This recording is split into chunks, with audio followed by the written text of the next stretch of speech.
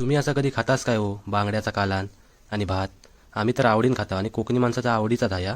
तर बांगडे आणलंय बाजारात ना चांगले फडफडीत, त्यांका साफ केलंय. मग आईन वाटपासाठी तयारी केला.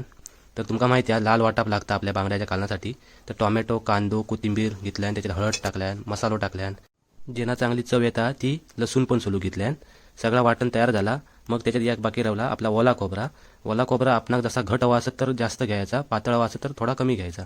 असा सगळा वाटप एकजीव करून घ्यायचा आणि मिक्सरच्या भांड्यात भरायचा आणि एकदाच मिक्सर लावून घ्यायचो घार केलं. हे बघा मस्तपैकी आपला वाटप तयार झाला.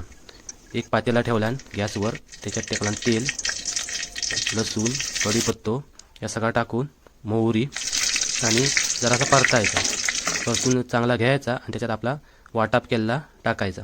वाटप टाकून झाला की मस्तपैकी जरा त्याला हलवायचा लाल मसाला टाकून. चांगला असा आपणा हवा तसा ठेवायचा, जास्त पण त्याला पातळ नाही करायचा, घट असं तेवढा चांगला. आणि जरा उकळी इल्यावर थोडा मीठ टाकायचा आपल्या चवीनुसार आणि आपल्या आमटानीनुसार कोकमा टाकायची, जरा आंबट थोडा लागू खावा. कोकमा टाकून झाल्यावर उकळी इल्यावर आपले बांगडे जे साफ केलेले आहेत एक एक आतमध्ये सोडायचा आणि जरा हलवून घ्यायचा आणि गॅसवर ठेवायचा. हे आपला कालान झाला तयार. अशा प्रकारे तुम्ही करून बघा आणि खावा. जर तुमका आमची रेसिपी आवडत असेल तर चॅनलला सबस्क्राईब करा.